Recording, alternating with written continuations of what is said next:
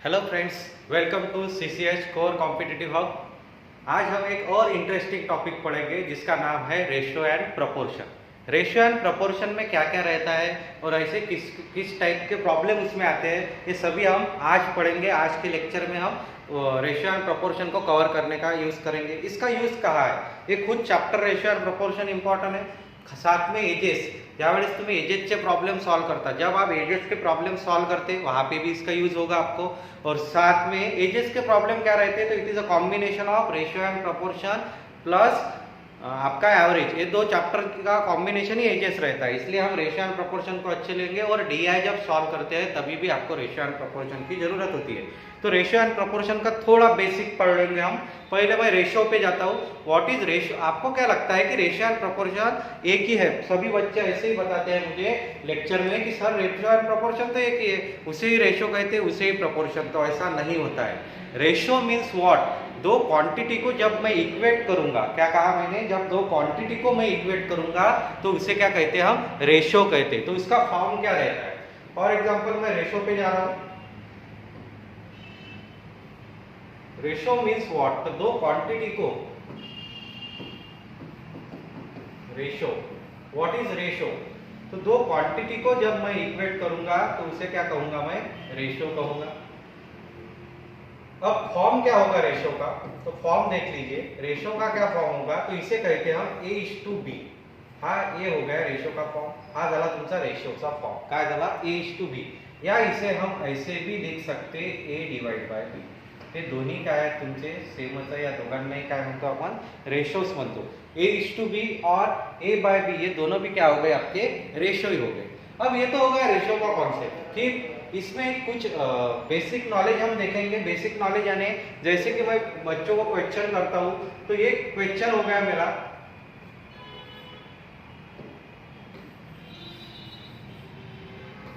मुझे ऐसा कहना है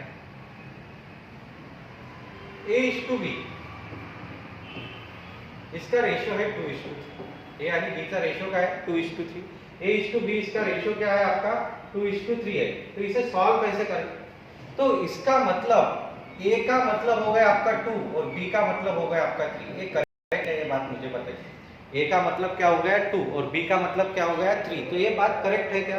तो ये हो भी सकती वैल्यू और नहीं, इट मे और मे नॉट। ऐसा क्यों? असं का होते की एला मी 2 कन्फर्म नहीं म्हणू शकत आणि बी ला मी 3 कन्फर्म नहीं म्हणू शकत? याचं कारण काय असेल? इसका क्या मतलब हो सकता है? इसका कैसे यूज करेंगे आप? तो थोड़ा ध्यान में रखो।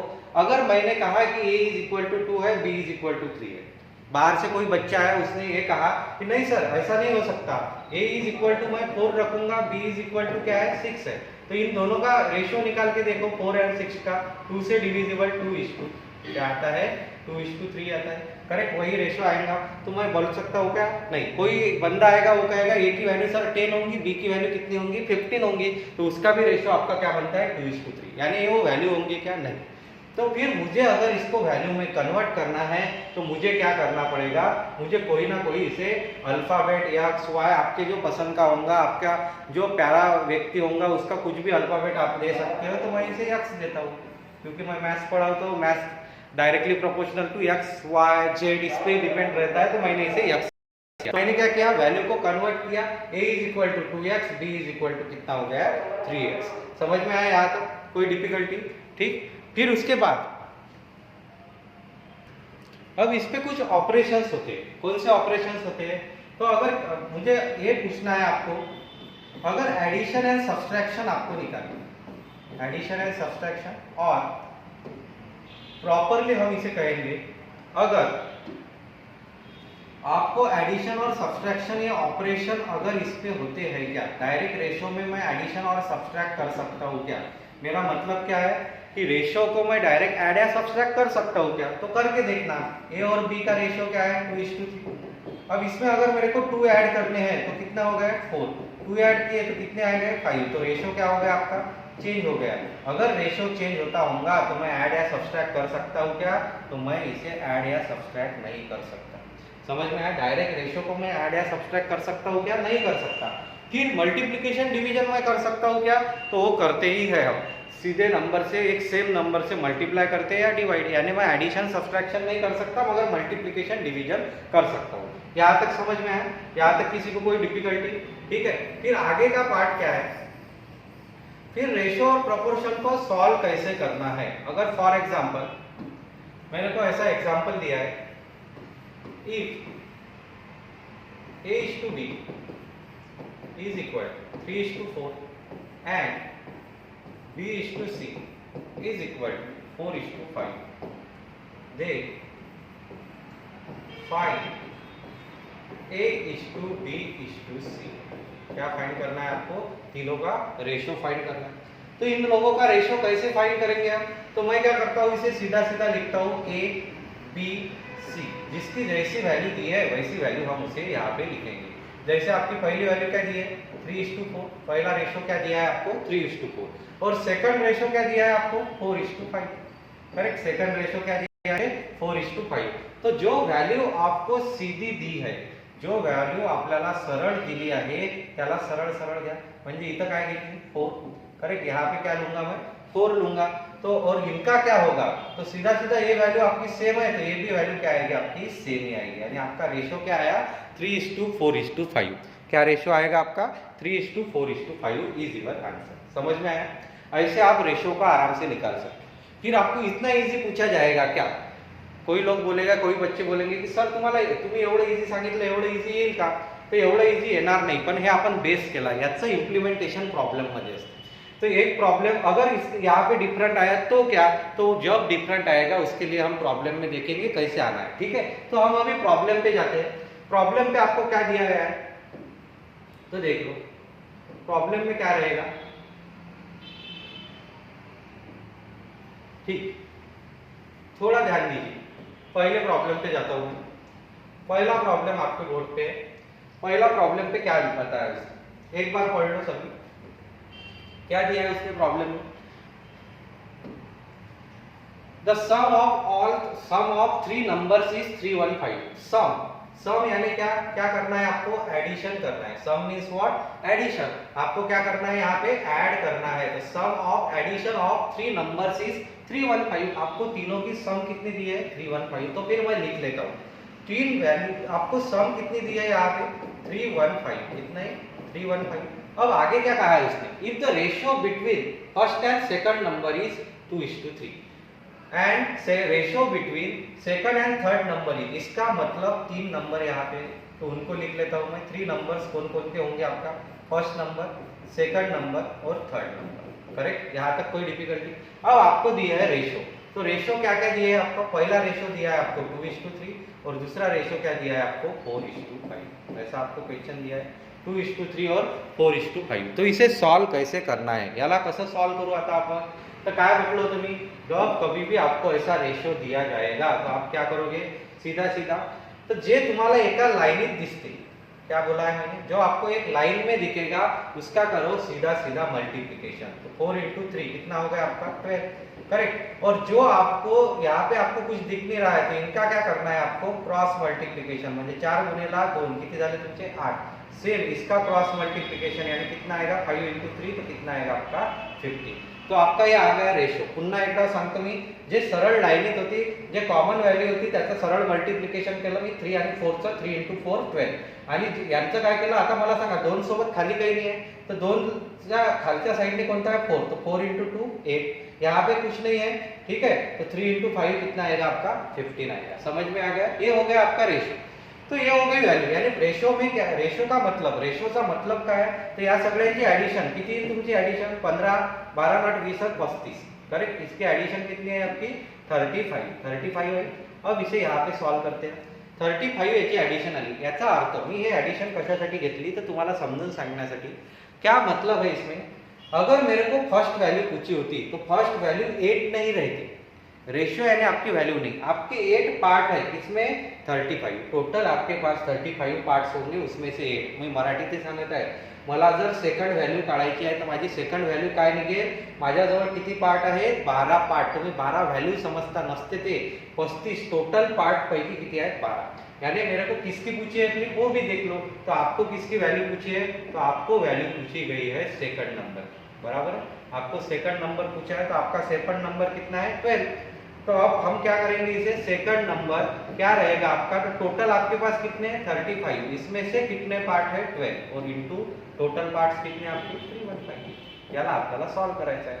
35 के टेबल में कहाँ पे आता है 35 9 7 2 12 इंटू 9 कितना हो गया आपका 108, यानी आपका आंसर कितना आना चाहिए 108 इज माय आंसर। है क्या, option A is correct answer. समझ में आया, 108 इज माय आंसर। कोई डिफिकल्टी यहाँ तक समझ में आया यहाँ, ठीक है। फिर हम जाएंगे नेक्स्ट प्रॉब्लम पे। नेक्स्ट प्रॉब्लम देखो क्या दिया है आपको, पढ़ लो एक बार आप।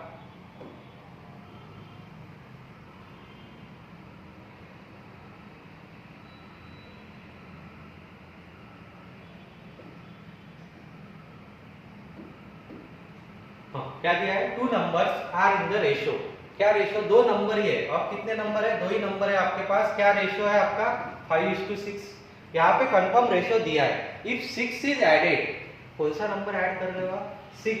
If 6 is added to both the number, ये पॉइंट इंपॉर्टेंट है।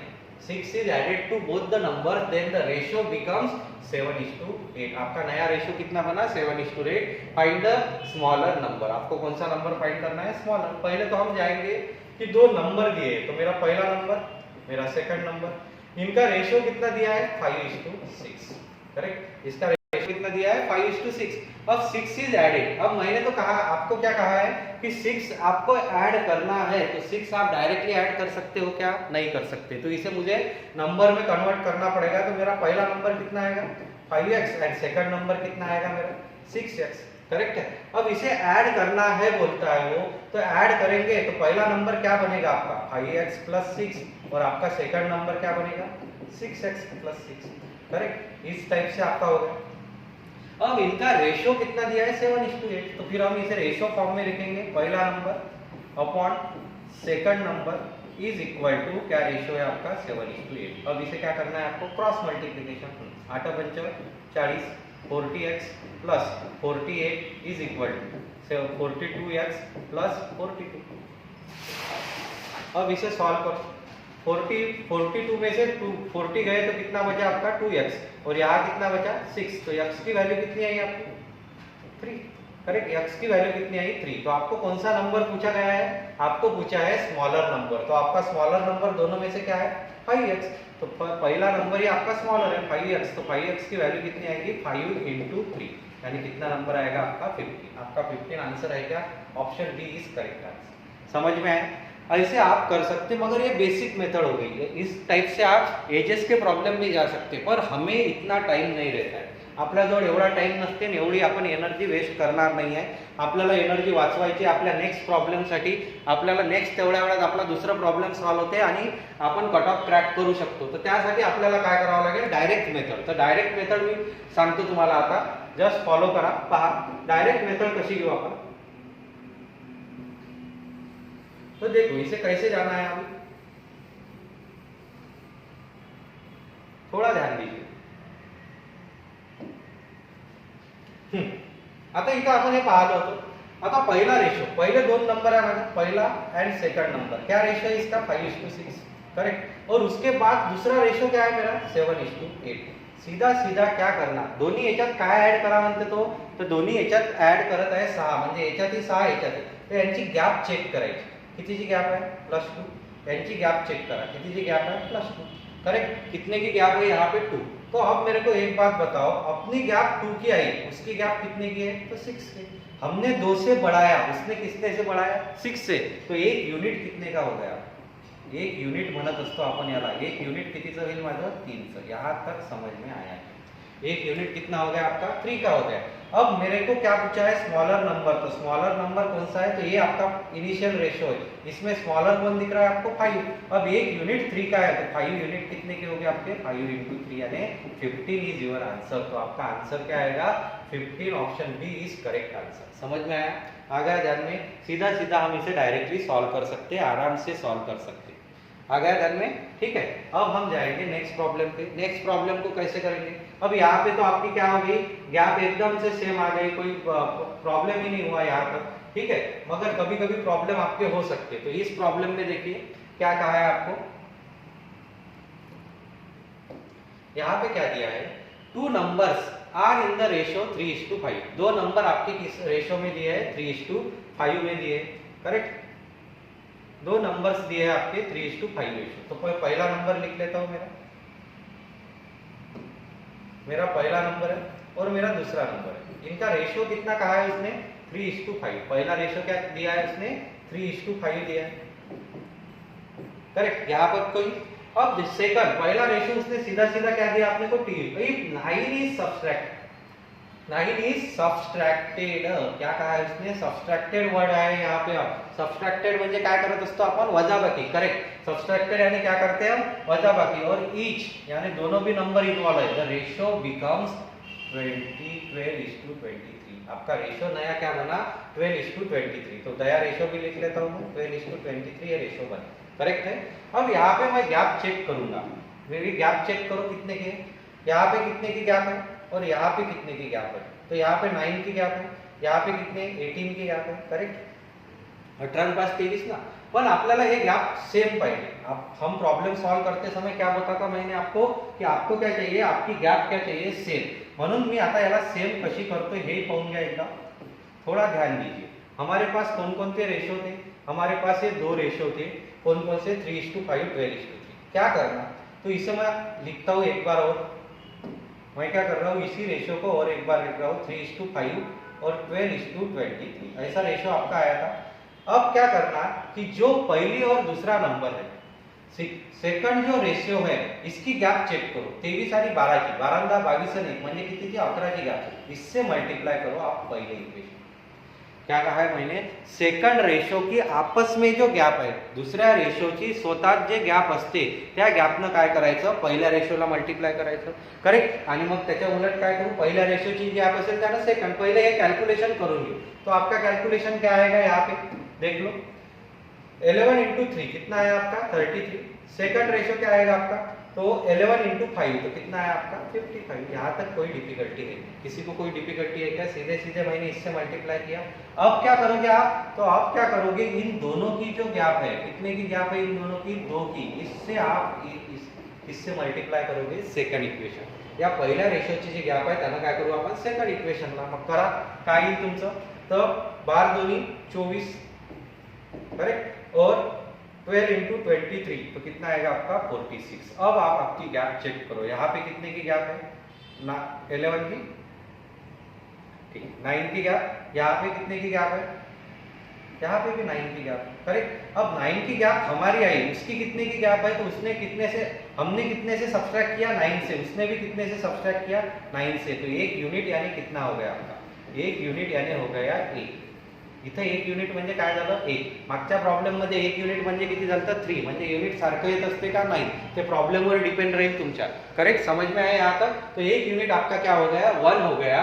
तो आपको क्या निकालना है ये भी देख लो, फाइंड द डिफरेंस। क्या निकालना है आपको, डिफरेंस पूछा है। डिफरेंस म्हणजे काय करायचं आहे मला, सबट्रैक्शन करायचं आहे, करेक्ट। क्या ध्यान में आया मेरे, डिफरेंस निकालना है यानी सबट्रैक्शन करना है बिटवीन टू नंबर्स। जो नंबर दिए है आपको दो, तो दो नंबर कौन कौन से दिए है आपको, हे ही आहे ना आपकी इनिशियल। आता पहा थोडी कन्फ्युजन इथे असते एजेस मध्ये सॉल्व करताना।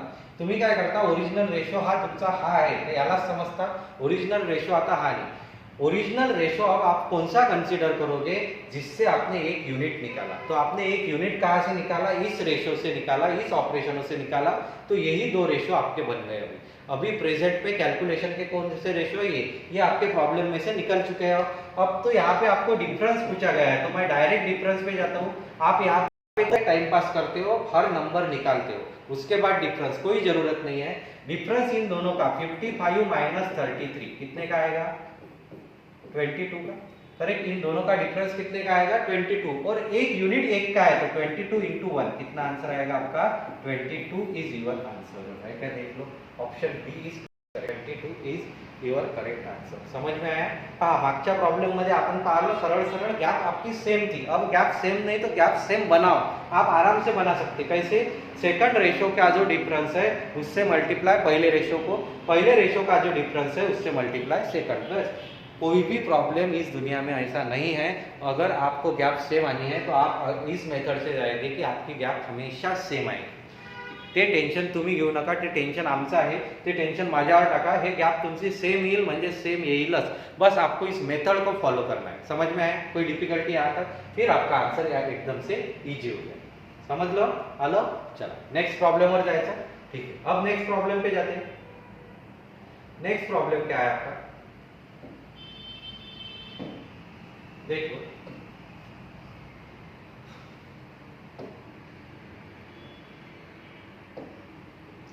The ratio of income of A and B is 4:3। हाँ, अब बहुत से बच्चों ने ये प्रॉब्लम हमने क्यों लिया, इसका रीजन ऐसा है कि बहुत से बच्चों ने मुझे ऐसा कहा है कि सर हमको इनकम और एक्सपेंडिचरचा जो रेशो का प्रॉब्लेम आता है, जे रेशोचे प्रॉब्लेम असतात इनकम एक्सपेंडिचरचे, जे आम्हाला येत नाही किंवा आम्हाला टफ जातात, तर याच्यासाठी काही सांगा।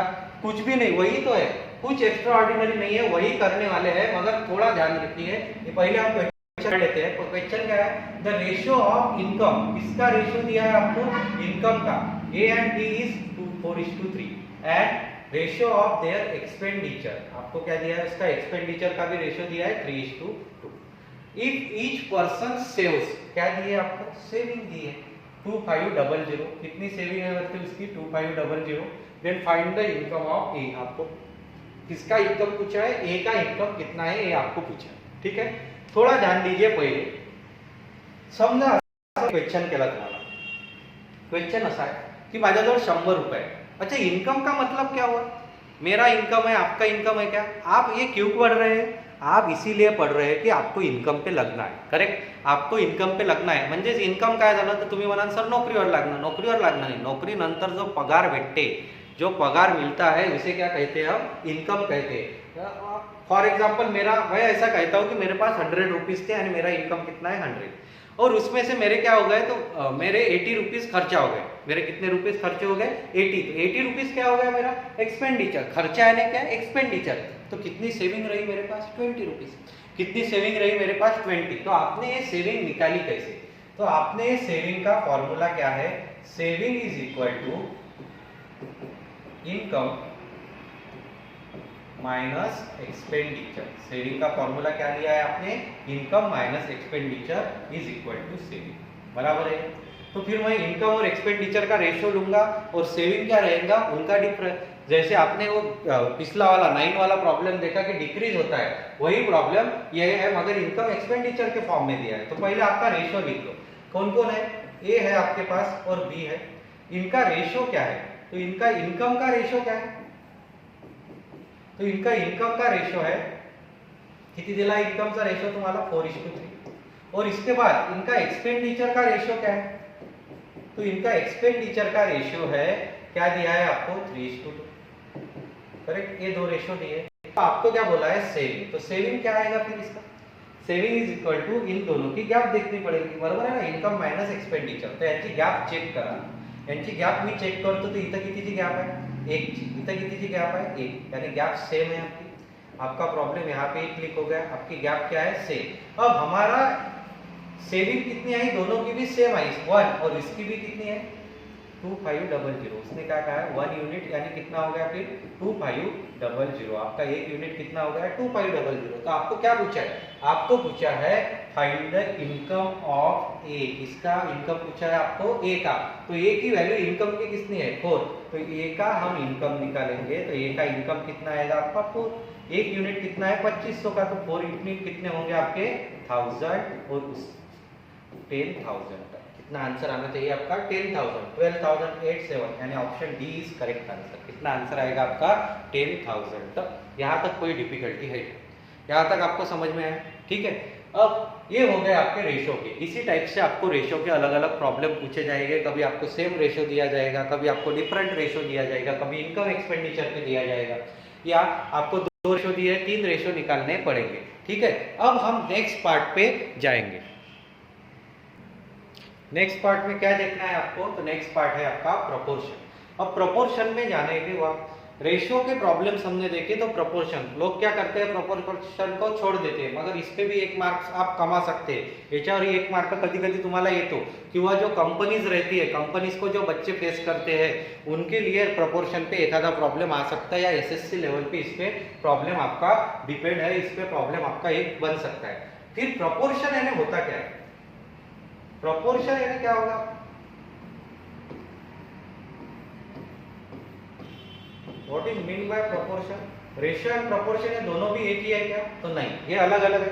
रेशियो म्हणजे काय म्हटलं होतं मी, दोन नंबर्सला ज्यावेळेस आपण इक्वेट करतो, दो क्वांटिटी को जब हम इक्वेट करते तो उसे क्या कहते हैं, रेशियो. मगर जो दो रेशो को जब हम इक्वेट करते, दोन रेशोला ज्यावेळेस आपण इक्वेट करतो तर त्याला काय म्हणतो आपण, प्रोपोर्शन. फॉर एग्जांपल, तो इसका फॉर्म क्या होगा, प्रोपोर्शन का फॉर्म क्या आएगा आपका, तो आपका प्रोपोर्शन का फॉर्म आएगा इस टाइप से. आपका एक रहेगा A/B as C/D. क्या फॉर्म हो गया आपका, A/B as C/D. अब A/B को मैं कैसे लिख सकता हूं, तो A/B को मैं ऐसे भी लिख सकता हूं A/B. करेक्ट, A/B को मैं क्या लिख सकता हूं, A/B भी लिख सकता हूं. और C/D को क्या लिखूंगा मैं, A/B को मैं ऐसा लिख सकता हूं A/B, और C/D को क्या लिखूंगा मैं, C/D.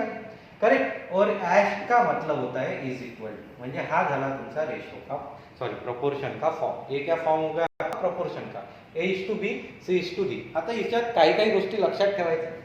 ए याला काय म्हणू आपण, first proportional, second proportional, third proportional, final fourth proportional. ठीक है, एक ये हो गया, ये आपको पता रहता है. ए और डी को कहूंगा मैं एक्सट्रीम प्रोपोर्शन, एक्सट्रीम टर्म्स. ए और डी को क्या कहूंगा मैं, एक्सट्रीम टर्म्स. शेवटी आहेत ना ते, म्हणून त्याला काय म्हणतो शेवटचे. आणि बी और सी को कहूंगा मैं मीन टर्म्स. ते काय आहे, मधातल्या टर्म्स आहेत, म्हणून त्याला काय म्हणतो आपण, मीन टर्म्स म्हणतो. ठीक है, ऐसा आपका फॉर्म रहेगा. इस टाइप से आप सॉल्व करोगे. फिर इसे सॉल्व करना है तो क्रॉस मल्टीप्लिकेशन से कर सकते हैं. फिर इस पे 3 टाइप के क्वेश्चन आते हैं, और तीनों भी टाइप हम देख लेंगे. ठीक है, पहले क्वेश्चन पे जाता हूं मैं. पहला क्वेश्चन है आपके बोर्ड पे, कैलकुलेट द फोर्थ प्रोपोर्शन. कौन सा प्रोपोर्शन पूछा है आपको, कैलकुलेट द फोर्थ प्रोपोर्शन पूछा है. Calculate the fourth proportion to 3, 7 and 9. यानी कौन कौन से नंबर है आपके पास, एक 3 है, दूसरा 7 है, और तीसरा क्या है 9. इसका क्या पूछा है आपको, फोर्थ प्रोपोर्शन.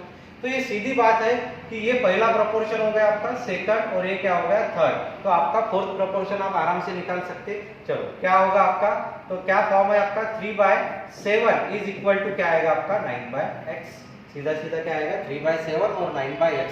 तो इसे क्रॉस करोगे या इसे डायरेक्ट यहाँ पे ही डिवीजन, 3 3 जा 9, तो x की वैल्यू कितनी हो गई फिर आपकी 7 3 जा 21. तो कितना आंसर आना चाहिए मेरा, 21 is my answer. Option C is correct answer. समझ में आया, कोई डिफिकल्टी है क्या यहाँ तक, सीधा सीधा हमने इसका देखा तो क्या कैलकुलेशन आएगा आपका 21. आ गया ध्यान में. अब ये तो आपको इजी आता है, ये आप आराम से कर सकते हो. इसका क्वेश्चन नहीं था, प्रॉब्लम आता है यहाँ. प्रॉब्लम क्या आता है हमें, यहाँ पे प्रॉब्लम आता है. तो ये क्वेश्चन देख लो आपका क्या है, इस तरह से दिया गया है आपको क्वेश्चन. ठीक है, अब इसे सॉल्व करना है. Calculate the third proportion. अब कौन सा पूछा है आपको, third proportional to 16 and 32. Third proportional to किसको पूछा है, 16. कौन कौन से नंबर दिए मेरे को, 16 एंड 32. इनका थर्ड प्रोपोर्शन आपको पूछा गया है. अब इसे कैसे सॉल्व करेंगे, याला कसं सॉल्व करू आपण, कोणी गेस करेल.